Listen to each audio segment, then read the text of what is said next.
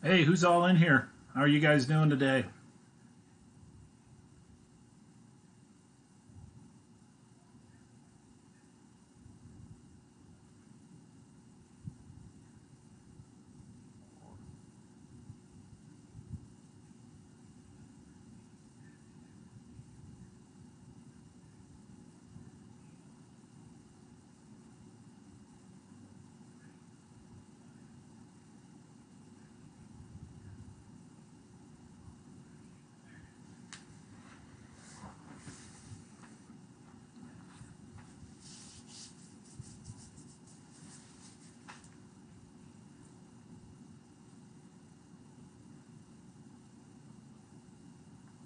Hey, Amal, how are you doing today? You doing okay?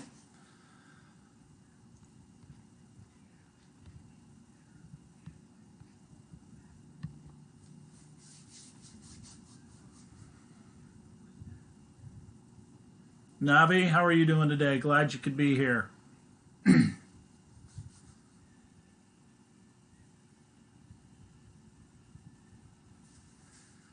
Bavesh, what's going on, sir? Nada. Hey, Hope, how are you doing? Hope everything's going well with you. I hope you guys are actually getting direction from your other teachers as well. I hope I'm not the only one doing this. Well, good afternoon, Mr. Dow. I don't know where you are, where it's still morning, but more power to you.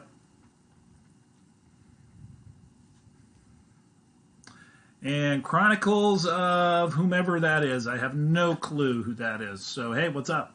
Vet, what's going on?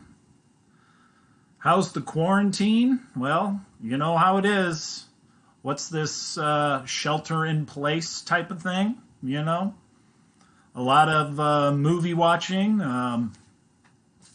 reading some books, playing some games, just, you know, making do with what I got. Hey, Caden, how are you? We'll get started here in a couple of minutes. By my phone here, it says it's 1:59, so we do have a couple of moments yet before we'll get started. Yeah, I know. I went to a totally different. What I was using before, Daniel, was a web-based program, but I downloaded some software onto my computer, so now it's a software-based program. So hopefully that's going to help. So, am I infected? Infected with WAP, Bishnu? Of course I'm infected.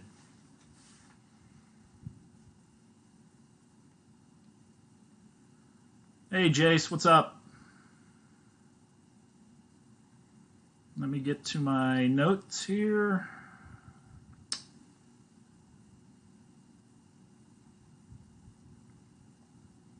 All right. Well, good. I'm glad. Hey, Tani, how are you? Yeah, sound quality is much better on it now. So, again, we are, yeah, OBS, Caden. That's what I'm using.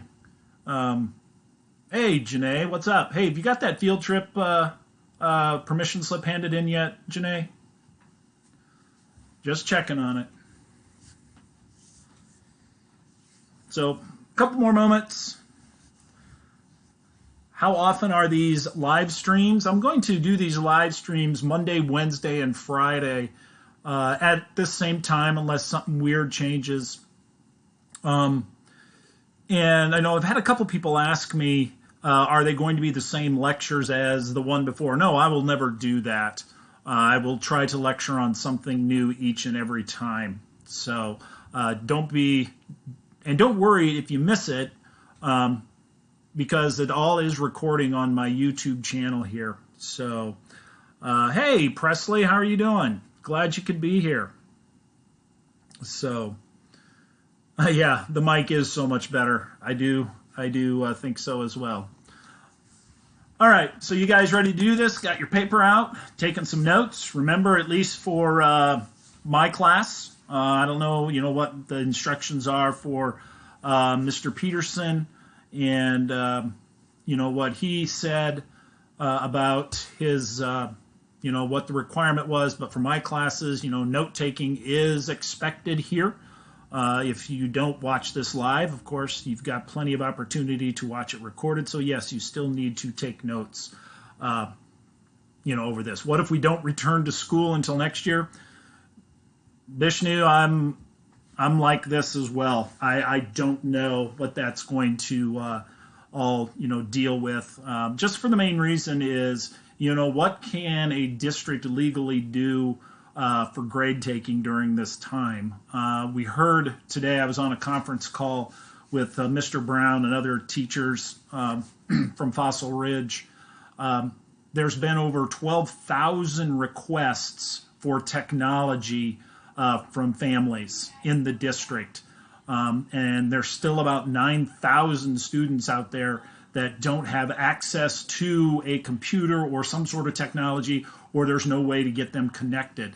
So we're dealing with all those issues as well. So unfortunately, or fortunately, I don't know, the way you look at it, for the grading purposes, we can't do that. It's not equitable for everybody. So Mr. Klaus has more subs than me. I have no idea what that. Oh, subscriptions. I see. Yes, give me subscriptions, please. That's what we need to do here. Okay, so let's get going. You know what? I'm gonna stay with Africa. I'm kind of doing this out of order. I didn't realize this is Unit 1.5. We still have to hit the Americas, which are 1.4, but we'll just start here with Africa, being that this is the PowerPoint that I have pulled up today, or to begin with. Again, we're going to go through 3 of these like we did the other day. I'm not going to keep you over, 45 minutes. I don't want to do that. You have other things to do, and hopefully, your other teachers are doing some things with you as well. All right, so let's take a look at this. So our essential question today for the developments in Africa is, how and why did states develop in Africa and change over time? Now, I think this is something that you guys should write down into your notes, because on Friday, what my plan is here, and what I'm thinking that the exam is going to look like, I'm thinking it's going to look like short answer questions. So on Friday, we're going to kind of tie this whole unit together on Friday, and then I'm going to have a short answer question for you guys to write, and maybe we can talk about it a little bit and see how that goes. So that's our question for the day, or for this part, is how and why did states develop in Africa and change over time? Now, you got to remember, this is right at the time of Ghana, Mali, Mansa Musa. Trade is happening all around Africa here. You've got the trans-Saharan trade routes going up towards the Mediterranean. We'll talk about that. You have the Swahili trading coast over on the east side of the continent of Africa into the Indian Ocean trading network as well. So, and also by the end of this time period, 1450, you start to see the Europeans begin to colonize areas of Africa, especially the southern tip and East Africa here. Okay, so let's take a look at the political structures of Africa at this time. Again, what have I always said? We cannot have Africa the way it is without the Bantus. And that's what our first picture there to the left is showing, is that those are the Bantu migrations. Remember, the Bantus are responsible for spreading language, farming, iron-making techniques all across Africa. That is why there's a lot of similarities in language, religion, cultures, rituals, and how they go about their everyday business all across Africa because of that migration of the early Bantus. All right. Also, the governments in Africa at this time are kin-based, which kin is family. They're family-based.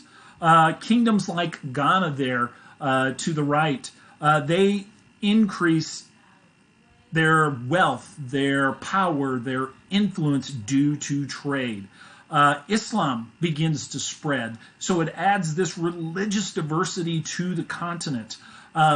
Centralized governments. Remember, centralized governments where one person or one or two people hold the majority of power, and then it is dictated. It is not like Europe or Japan at this time, which is very decentralized in their in their feudal estates. Okay, things that were traded, of course, in this time period in Africa, you've got salt, you've got gold, you've got ivory, you've got precious stones, things of that nature that are being traded. All right. Also, Mali. This is probably the most important empire of this time. And next week, we're going to dive into each one of these a little bit in depth. Today, I'm not going to do that. I just want to set the stage here of what Africa was in 1200 to 1450. Mali, of course, was set up by Sundiata and then his grandnephew, Mansa Musa, and we'll talk more about him, comparatively speaking to, putting in today's economic terms, was probably the richest man ever to live. It's a very big trading society here. Made their wealth grew through relationships with North African and Arab merchants. And then, of course, you have Mansa Musa's pilgrimage, the Hajj to Mecca, which makes them even more greater. And then, of course, down there to the southeast, you have Great Zimbabwe. It's an East African kingdom. It's tied to the Indian Ocean trading network off the Swahili coast. And again, very centralized, very technologically advanced for their time, of course. All right, let's take a look at the social structures of sub-Saharan Africa. And men dominated most activities, of course, that required special skills. Women engaged in agriculture and food gathering, domestic chores, and the raising of the children. So you see this division of labor in Africa. And most of these areas are very patriarchal at the time as well.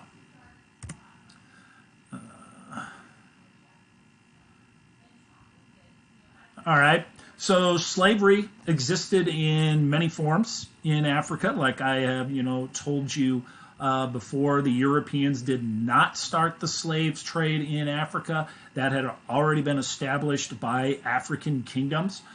Prisoners of war, debtors, criminals, were most of the time were the enslaved workers. It was a strong demand for enslaved workers in the Middle East. So the Middle East, took slaves out of Africa, transported them to India.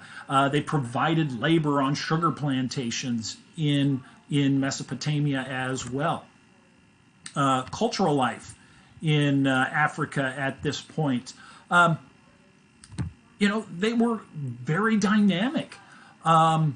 They had literature. Well, I shouldn't say literature per se. They had history because nothing was written down, I should say. Storytelling, playing music, visual arts continues to be a very important theme in culture in Africa at this time. Religious purposes, weddings, funerals, other rituals. Literature in Africa was oral, told by these people called the griots. Or griotettes. There were women that did this as well. It wasn't only men. They would pass on the history of Africa, their tribe, their locality. They became consuls to the king. They were venerated and feared because what they told the king could definitely be used in political debates and things of that nature. So they held a ton of power in society at this time. All right. So that kind of brings us to the end of our developments in Africa here. I don't have, again, this section here that we're doing this week is mostly just setting the stage of what is going on in the world at the time. So we're not going to get a whole lot in depth until next week on this, but I want you to have some context. And what you're going to find out here over the next few weeks, and this book, and I'm sorry again that you guys didn't get a chance to use it. I am going to go through this whole thing by the time we get to the test. So I am taking notes out of this book, as we speak. That's my job, to get this information to you. It does a lot of repeating, which is very good because a lot of the stuff they repeat are very important things that you have to remember. So that's going to wrap it up for Africa here.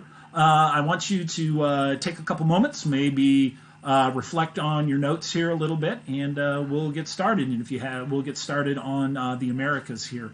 And if you have any questions, please ask as I kind of reset myself as well.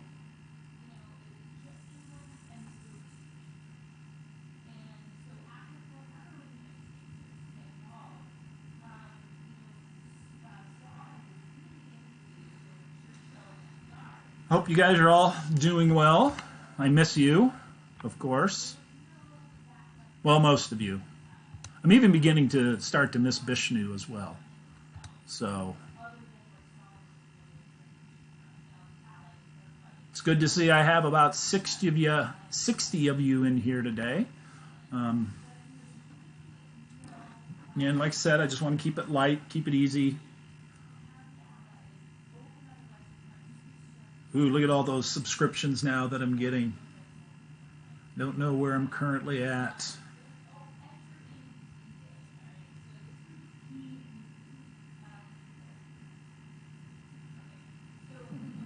Alright, let's see, we're doing Americas now. Let me see, let me get it on my phone here so I have my notes.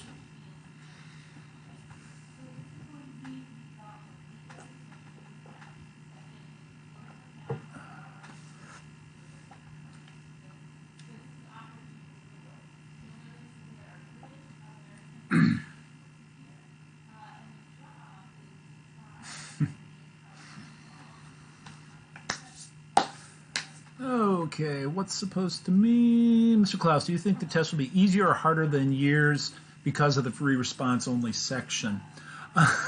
Nice, Vishnu. No, it has nothing to do with that. I don't know, Jesse. Was it Jesse or Jace that asked that question? Let me look. Jesse. I don't know whether it's going to be easier or whether it's going to be harder. The one thing that a lot of you are very, very good at doing is taking multiple choice tests. So people tend to score really, really well on those out of Fossil Ridge for whatever reason it is. I don't know. So now we have to rely on the writing skills. And I was talking to a couple of my teacher friends who teach AP World History. They also go to the Read with me, and we were kind of discussing this as well. And we think, being that it's only 45 minutes, that rubric is not going to be easy. You're going to get, the short answer question. You've got the one side. I'm sure there's going to be a document attached to it. So any of those DBQ skills that you have learned, you have to apply those DBQ skills to the short answer question. All right, just ask the question. And that's what I'm thinking it's going to be. I'm thinking the rubric's going to be tough, because they're not going to pass everybody. That's just the one thing. Yeah, it will be harder because you only get one opportunity. You only get one opportunity on the original test as well, Vishnu, but your choices are going to be much smaller than what we are typically used to. Monica, you're really good at guessing. Well, that works for you if if we would have had a multiple choice test. Why were African societies more kin-based or centralized or both? Well, to answer that question, Elaine, you have to keep in mind what Africa is about. Africa is about tribes and families and clans, very tight-knit and close. So when a kingdom would be formed, it was the strongest person, in that family or the most influential. And when they formed a kingdom, that king, that queen, in some cases, controlled all power, but it was all family based. So when the king dies, it goes to the heir. It goes to the son, who is next in line. So it starts out very small, tribe, family based groups, and then it just eventually expands out into kingdoms and empires. I hope that works for you, or I hope that answers your question. All right. So let's get into the Americas here. Let's do that. So our question here that we're going to hopefully answer by the time this short lecture here on the Americas is, what states developed in the Americas and how did they change over time? You got to remember that the Americas at this time are still disconnected from the Eastern Hemisphere. They have no contact, so they develop in isolation. But that doesn't mean that they don't have technology, that they don't have farming. Things happen. And that's what we're going to take a look at. And then, of course, as we get into our next unit, you're going to see trade explode, as we connect regions, as we connect East and West. So you need to, keep that in mind as well. So the first group that we're going to be talking about is the Mississippian culture in this time period. Now, if you know where St. Louis, Missouri is, this is basically in this same area of the Midwest where this culture developed. It is probably the largest first-scale civilization in North America here. They built these earthen mounds that you see here on the screen, and these earthen mounds were burial mounds of some sort in the Mississippian culture. They had rigid class structures from priests, nobility, farmers, merchants, and slaves. Again, you see the same type of social development all across the world. No one is really different. They are ruled by a great chief, and they are named the Great Sun. Very polytheistic, animistic type of culture here. It was a matrilineal society. It wasn't, everything wasn't run through the male side of the culture.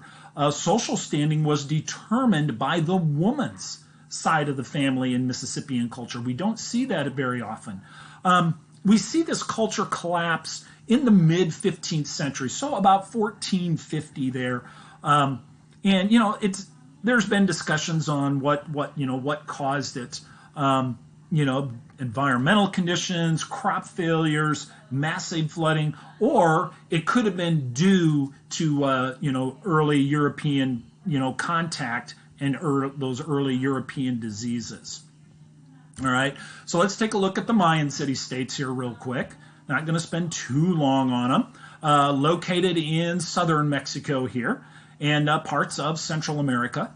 Government as city-states. And again, the city-states are formed very similar to what we see in Greece with the Greek city-states. They control all of the land and the surrounding area. Most rulers were men, and they felt that they had descended from the gods. So again, religion is very, very important in all these societies that we are going to be talking about over the course of the next, few weeks. Keep that in mind. Early religion is used to stabilize societies. Look what it did for the Indians in Hinduism. Look what it does for Christianity. We get the Ten Commandments from, the Hebrews, and the Ten Commandments tell you how to live. It's a law that says, be good moral people. All right, and when you have those laws like that, society runs efficiently. It becomes more stable. In the Mayan city-states, a lot of the same thing. Wars between city-states occur quite often. It wasn't typically to gain land, like we typically see in empire building, but it was gained to gain tribute. And the biggest things that the Mayans wanted tribute for was prisoners of war for sacrifices. Okay, city-states had no standing armies. They weren't paid, but it was required for people to become part of the army if war erupted. They were required to serve. And one thing means that we have all these city-states that we see in, on this map here. No one city-state tended to rule all of Mayan civilization here. Now, you did have stronger city-states than others, but this area here was never really unified under one government or one leader. Mayan science and religion were connected, okay, through astronomy. They had very accurate calendars, more accurate than the Europeans had at this time. Deities were very important. Gods were very important. The sun god, gods for agriculture, for rain, for corn, so on and so on and so on. And again, war captives were, sacrificed to the gods so they, could have those, good harvests. The next city-state here that we're going to take a look at, and that picture there on the bottom right is wrong. That's Chichen Itza. That should be part of the Mayan slide. That should not be in the Aztecs, because the Mayans were located over here in this peninsula, the Yucatan Peninsula, and Chichen Itza is located like right here. So it's definitely not a part of the Aztec. But the Aztecs did have pyramids of this nature. So the Aztecs are located in present-day central Mexico. The capital city was Tenochtitlan, very important city. It's where present-day Mexico City is. And then right here is where Tenochtitlan is. And as you can see, it's built on a lake, all right in the middle of the lake. And the reason they put it in the middle of the lake, for protection. Very hard to attack a city that is sitting in the middle of the lake. Very technologically advanced. Again, I said they built pyramids. This is not a pyramid in the Aztec Empire. This is a pyramid in the Mayan era. But one thing that the Aztecs were known for is this right up here in the right-hand corner. This are chinampas. This is how they grew crops. Highly irrigated. They were like floating islands. So it was really, really technologically advanced for their time. And those are called chinampas. Chinampas, I believe. And you guys know my spelling. Not that great. Also, more about the Aztecs here. Again, as a government, they conquered most of central Mexico. They controlled most of central Mexico. There were no city-states per se like in the Mayan city-states era. They established tributary states. Remember, if you conquered an area, they had to pay you in goods of some sort. Maybe it was in agricultural products. Maybe it was in gold. But most of the time, tribute was prisoners of war, so they could take them to the top of the temple and sacrifice them. It allowed, being a tributary state, this allows for the Aztecs to maintain political dominance without direct administration. All right, they did not have to send governors and government bureaucracy into these areas. It was understood that if you were a tributary state, you had to be there, you had to run it. All right, and the government was a theocracy, and you have to think about what is a theocracy. Keep that in mind. A theocracy is run by a religion. It is a government run by religious leaders. All right, very similar to what a theocracy is today, what we see in the Middle East. All right, so keep that in mind. That's what the Aztecs were. Let me see what else about the Aztecs here. Okay, hundreds of deities, hundreds of gods.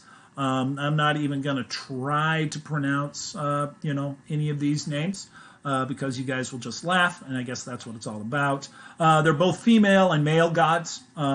Many rituals and feasts, along with human sacrifices, of course, which also had an apolitical component to it because it demonstrates its power. If the religion and government are working together and they have human sacrifices, it shows you how powerful you are as an entity, as a nation, as an empire. All right. Also, women are very important to Aztec society here. They wove textiles in order to pay tribute. So if you were in one of those areas that had been defeated by an Aztec army, you might have to pay tribute. And one of the things that they used to pay tribute were woven textiles. So if more tribute was required, some men took on more than one wife to meet that need. All right? So in some instances in Aztec society, a man could have more than one wife. And again, it was all a part to meet the need of the tributary state. Some women were able to read and write, and I'm not saying all of them could. I'm just saying some. Some became priestesses, became very powerful figures in their religion. Midwives, healers, or merchants. All right. Now, when we talk about the Aztecs, and their rise, they become very, very powerful. One of the things that led to their decline, well, there's several things. The Aztecs were already in decline due to overexpansion by the 15th century. Remember, as empires expand, it's very hard to keep control of those outside borders. All right, and the Aztecs, same thing kind of happens to them. So they were already weakened. And then, of course, by the middle of the century here, of the 15th century or late 15th century, it really falls apart then because of the introduction of new or old world diseases that are brought over by the Europeans. All right, so moving on. Talking about the Incas, we're going to move a little bit further south here into South America. The guy here on the left is a guy by the name of Pachacuti. Yeah, kind of a goofy and funny name. I get it. He was the first one really to unify this area of the world, into one empire. And it's in present-day Ecuador and Chile. It was split into 4 provinces, which you see there, each with a governor and a bureaucracy. All right, just keep in mind the United States and how we're set up. We have a federal government in Washington, D.C., and we have 50 provinces or 50 states, as we call them, that administer, whatever they need to administer here in Texas. I mean, this whole, quarantine, this whole COVID-19 thing that's going on, you see that in work because the federal government suggests what we should do, and then each individual state is determining what's best for its area. The same thing was happening here in South America as well under the Incas. Part of the thing about the Incas is they established what is called the MITA system, M-I-T-A. MITA system. It is a labor system. And what this labor system is, it's a mandatory public service system. It provides agricultural work and other forms of labor, such as construction of roads for trade. So if, somewhere here along the coast here, they decide that we need to build a road to help interregional trade, they would go to the villages and say, okay, I need 4 men from this village, 5 men from this village, 6, 10, whatever. And it was required, it was understood that they had to go in and build this road, build this bridge. It's called Incan socialism. Everybody works for the betterment of their community. That is what, socialism is typically, associated with. All right, religion in Incan society, a lot of ancestor veneration. All right, and also the sun god. This god here is considered the most important god. Priests were always consulted before any major action was taken place by the government. Animism, an important factor in their religion as well. They believe that nature has spirits and they control it. The mountains, the trees, the sun, the clouds, the rain, all a part of their society. And they all believed that they all had supernatural powers of some sort. Okay? One of the things that, technologically that we need to consider for the Incans is the Incans, there's one of these things that, to make a society, you have to have a written language. That's one of the 7 or 8 steps for a civilization. Well, the Incans meet every one of those parts of the civilization except the written language. They did not have a written language. They had something called a quipu. This was a system of knotted ropes, and what they used those for was for record keeping, trade, and engineering. That's how they communicated from one area to another. Now, they had oral language, of course, but nothing was really written down at the time. They also had these terrace systems here, very mountainous area. You got to be able to grow crops on the sides of mountains, and if you don't terrace, it's all going to wash down, when it rains hard. System of roads here. As you can see, the Incans are very well known for their road system, which led to trade, and it was able to move the military all along this road. And when we used to be able to test over the Romans, College Board loved to compare the Roman roads with the Incan road system. And if that is a question that is brought up in whatever the form of our free response questions that we're going to get for the essay, most definitely bring up the Roman roads. The Roman roads were used for military, and eventually the roads were used for trade and then missionary work for Christianity. Same thing here with the Incans. It was originally for the military, and then trade takes place on it. Not so much missionary work here going on, but by the time the Europeans get there, they probably use the roads for missionary work as well. Reasons for the decline here in Incan society: civil war. It weakens the empire, and by the time of the Spanish conquistador Pizarro arrives in the Incan society, it is very weakened by that time. And then, of course, European diseases are striking them down. I think this is a great chart here. This is something that you might want to go back through and screenshot this, take a picture of it, get it into your notes somehow, because it's a great comparison of these three areas of the world, where they were, where their period was, where they were at their strongest, the types of crops they had. And if you take a look at across there, corn and beans and potatoes, are, in all three of them basically.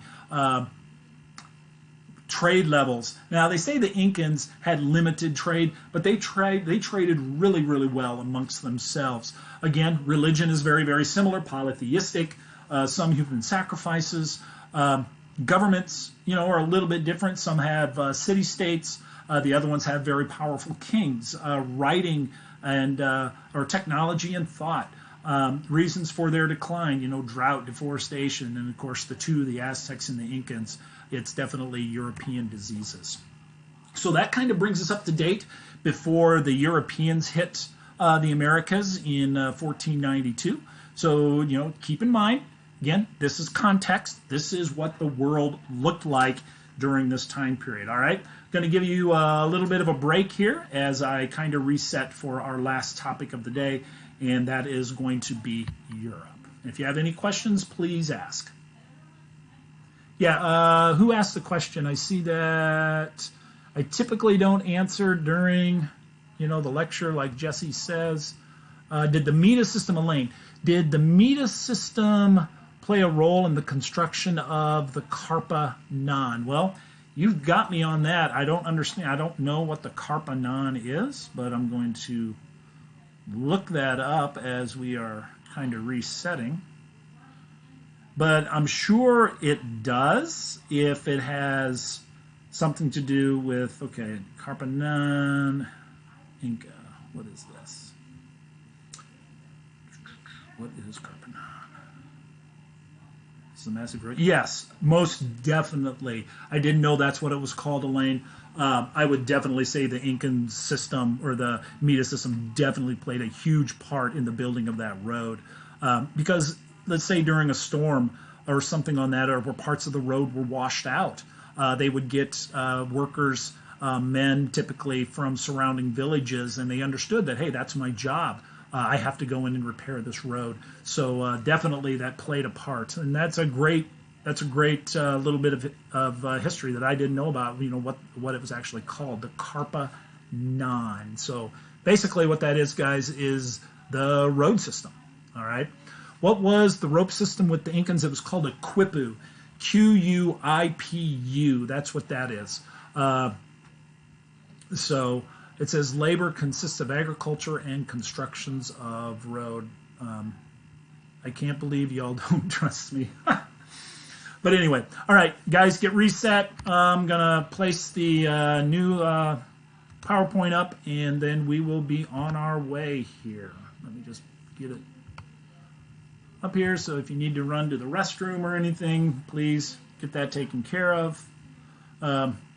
How's everyone doing, by the way? We all settling into this quarantine thing that we're all in? Have you been able to get together with friends at all, or is mom and dad saying, no way, stay away, keep your distance, which you should be doing, but I'm just kind of curious.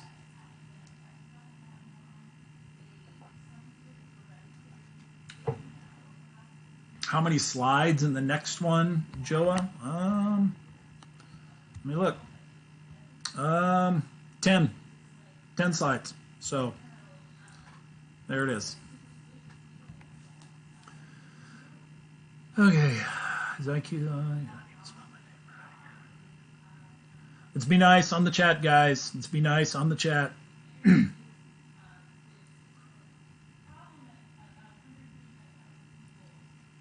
You enjoy having excuses to stay home, Monica? Wow. I get bored. You have good parents, Megan. They won't let you go anywhere. My parents don't care about me. I don't think that is true, Michael. I'm doing all right, Tyler. I get bored really easy. I do a lot of running when working out to keep myself, preoccupied. Creating these PowerPoints, of course, is taking a huge amount of time because I want to make sure you guys have it all. And if we get back together, we'll hopefully be through most of this, and then we can deal with writing, depending on what the writing is going to look like. I saw my boyfriend, and that's it. Wow. Very cool slide count, Mr. Klaus. Hey, I tried to keep it short, man. Been going out for groceries, that's it? Yeah. That's always interesting. I was walking down through a park or off my hike and bike trail that's near my house, and this one guy kind of looked at me and says, hey man, we need to stay away from each other, don't get close. I mean, he actually said that, so it's like, okay, whatever. It's like he was like I was going to throw a smallpox blanket on him or something. I don't know. Show us your gains. No, that's not happening. Yeah, I mean, my PowerPoints are definitely textbook based, that's for sure. But I just go through it and I take notes out of it and, and put these things together. All right. Okay. A couple more minutes. Hey, Hannah, how are you doing? Let's take a couple more moments and we'll get going, and then we'll be done hopefully by about 2:50, I think, somewhere around there. All right. I'm so bored as well. Live my life quarantined forever. Well, guys, again, Elaine, I mean, I don't want to read the AMSCO. That's fine. I'm not asking you to go back through and read the AMSCO. What I have uploaded into Canvas, and hopefully Mr. Peterson has uploaded because he's getting everything I'm doing. So if he hasn't, make sure you ask him. I have uploaded these study sheets that have great videos and great links for you to go take a look at. All right, it is very, very important that you stay in the content, guys. I'm not going to kid you. The test, whatever they're going to give us for the writing, is not going to be easy because it is such a weird situation that we're in. So, okay. I'm writing with a pen from Mexico City, and it's shaped into one of the gods. Wow. All right. If we got lectures and took notes. Imagine if we got lectures and took notes at home. This could be the future of some education systems. I mean, this is the way some colleges do it. I mean, you Skype in, you Zoom in, whatever, and you just take lectures like this and ask questions over it. So I don't do the Zoom thing because I've heard of other schools getting into trouble with the Zoom thing. Kids are doing stupid things. So I'm not even giving you guys the opportunity to experience that because I just want to keep it on the up and up, and I don't want to have any of our parents worrying about things, about what's being shown over Zoom video or Zoom conferencing and things like that. All right, so let's get going. Let me get my notes pulled up here. We're doing Europe here. And here we go. All right, so here we go. All right, so we're going to take a look at Europe during this time. And the question that we're going to attempt to answer here is, how did the beliefs and practices of the predominant religions, agricultural practices, and political decentralization affect European society from 1200 to 1450? All right, remember, this is after the fall of Rome. We're in what we call the medieval or dark ages here in Europe. We're going to talk a little bit about feudalism. We're going to talk about a little bit of trade, what the Mongols did in Europe here, what they're responsible for, and also the Crusades. All right. So we're going to be dealing with quite a bit of stuff here in Europe. But the first thing that we need to talk about is the political system and how it is set up. And of course, a lot like Japan, feudalism. All right. You have the king, the nobles, the knights, and the peasants here. And as you see on the arrows here, you have these are things, food and services, they have to give to the knights and the vassals. The knights and the vassals have to protect and give military service to the nobles. And then, of course, the king gets money and knights from the nobles. And again, if you see this, what's the king responsible for? Giving them land, giving them land, giving them land and protection. Now remember, the nobles and the knights would earn that land. It was theirs. But the peasants were allowed to work on the land. The land was not theirs. Okay? And we have this type of system all throughout Europe here. It's very decentralized, but it is a political organization based on this system of obligations and loyalty. You have the knights here. The code of chivalry, rules focusing on honor, courtesy, and bravery, putting women up on a pedestal, carrying her over a mud puddle or opening the door for her. But remember, that doesn't mean women had rights by, any means. And a part of this feudalist system is this next area, which is called the manorial system, M-A-N-O-R-I-A-L, manorial system. This produces everything that people required.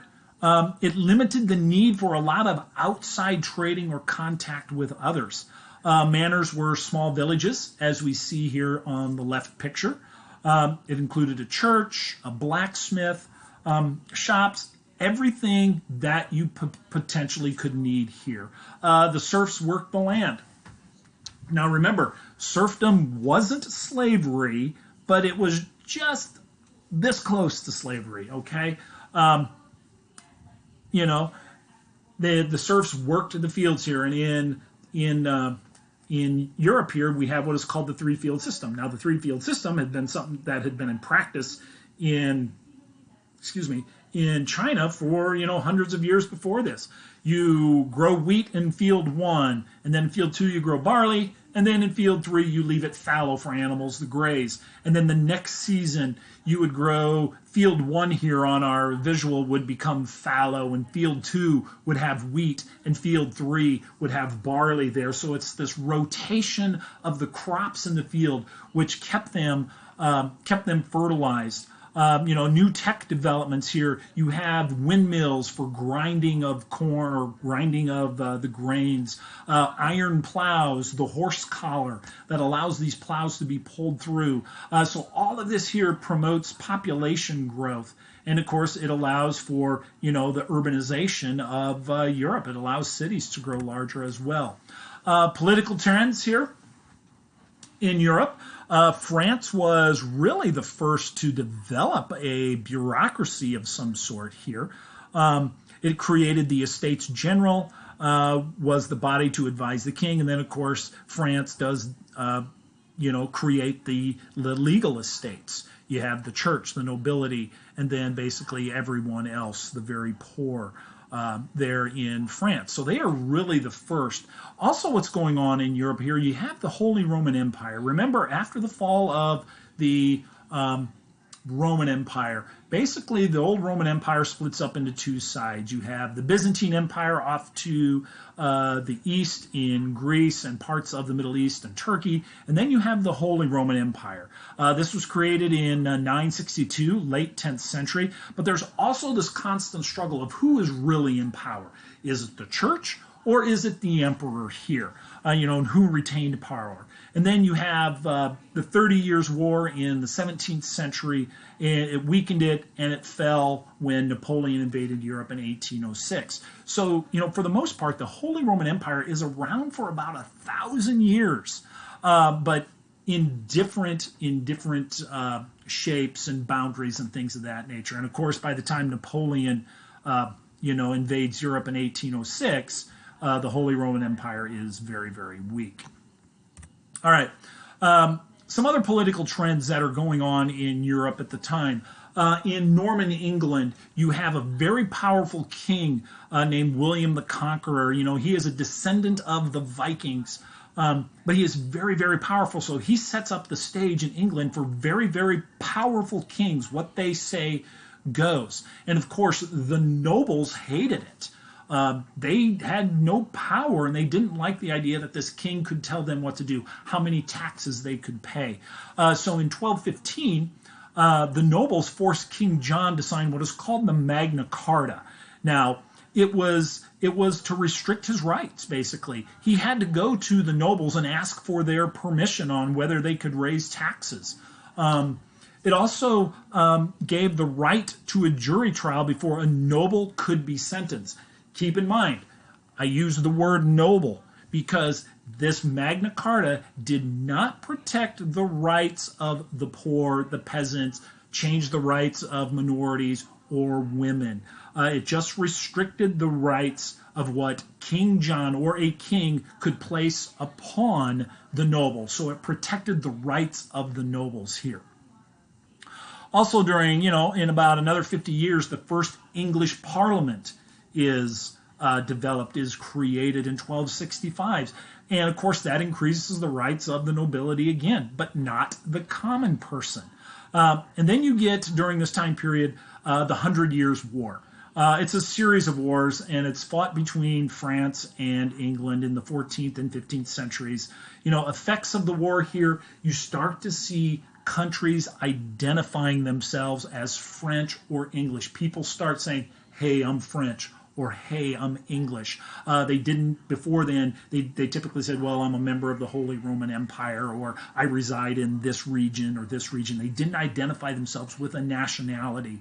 And here, during the 100 Years' War, you see that beginning to happen. So very, very early baby steps towards nationalism, which is coming up later on.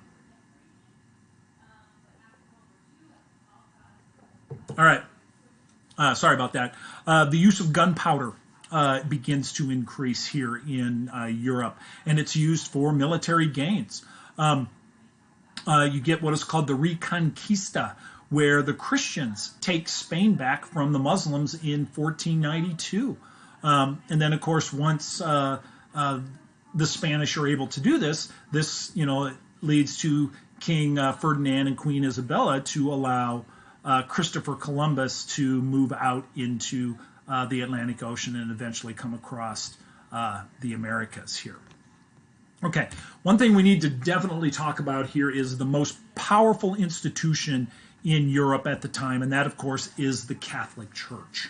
All right, so the Catholic Church has this split. It's called a schism of 1054, and what happens is the Catholic Church splits in half, or I should say the Christian Church splits in half, or divides. Now, you have to recall that at this time in Europe, Christianity is Catholicism, okay? That's going to change after Martin Luther and the Reformation, of course, but right now, Christianity is Catholic. And then in 1054, you see this separation. You have the Holy Roman Catholic Church, which is in the western part of Europe, and then you have the Eastern Orthodox Church, which is in the Byzantine Empire. All right. if you were associated with the church, you could probably read or write. And I'm saying being associated, you were a priest, you were a scribe, maybe a nun, you could read or write. And typically it was in Latin. You couldn't read or write in the vernacular because the church taught and their services were held in Latin. It gave a people a shared identity. You're Catholic, I'm Catholic. They're Catholic. So when you have a shared identity, that leads to, increasing of trade, which we're going to see. Not that Catholics only traded with Catholics, but you tend to associate better with people that are like you. So you have this shared identity.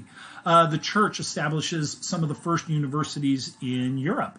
The church held the power in the feudal system from a couple of slides ago. And I'm just going to kind of back up a couple of slides here, if I can here, to go back to this. The king there was appointed by the Pope. And if you didn't have the Pope's blessing, you probably were not going to be king. And once a king had the Pope's blessing, it was like having the legitimacy of God here. Monasteries became economic functions. Women could become nuns. And then, of course, the church was to become very, very wealthy. And again, like we see with a lot of times when certain groups become very, very wealthy, they become very, very corrupt. And again, we'll see that with the Catholic Church and when we get to the Reformation. All right, quickly to the Crusades here. The Christians wanted to control the Holy Land. And the reason that the Crusades become very, very important to the men of Europe, and it's due to the rules of inheritance, which is called primogeniture. And it's where land is inherited by the oldest son. The younger son needs to make a way in his life, and that leads them to become knights for the Crusades. All right. Merchants want access to trade routes of the Middle East, so that pushes the Crusades forward. Some of the effects of the Crusades were the increased contact between Muslims and Christians, which leads to more tensions, of course, because of the violent fighting that took place between the cultures, but it also leads to cultural diffusion.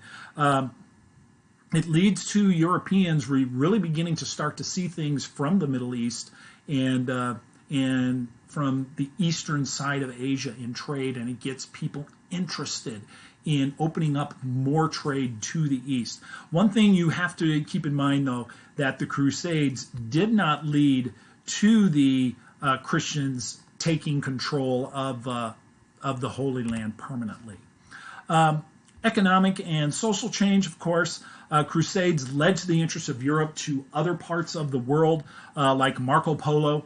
He's a merchant from Italy. He lived in Mongol China, and then, of course, he wrote a series of stories which helped push the curiosity of Europeans and towards what's going on in China. Growth in trade helped change the social classes.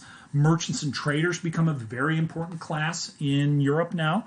The middle class starts to grow. It's not huge, but it really begins to start to grow. They're known as the bourgeoisie, and they include people like shopkeepers, merchants, craftspeople, and also small landowners. All right. Also, some things that occur during this. Social change. Cities begin to grow.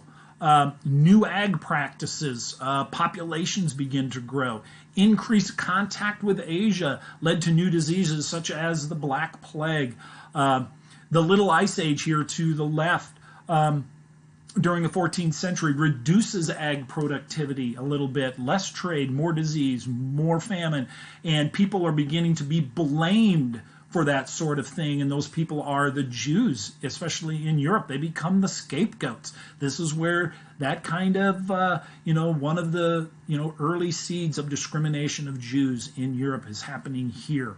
The Jews become the moneylenders in Europe at the time because Christianity saw that they banned people, or they banned moneylenders, Christian moneylenders, from charging interest on loans. So the Jewish moneylenders took control of that, and some people hated them for that. And also the big thing about between Jews and Christians is that the Jews were blamed for, killing Christ or crucifying Christ. So those are just some of the seeds of why we have anti-Semitism, in Europe.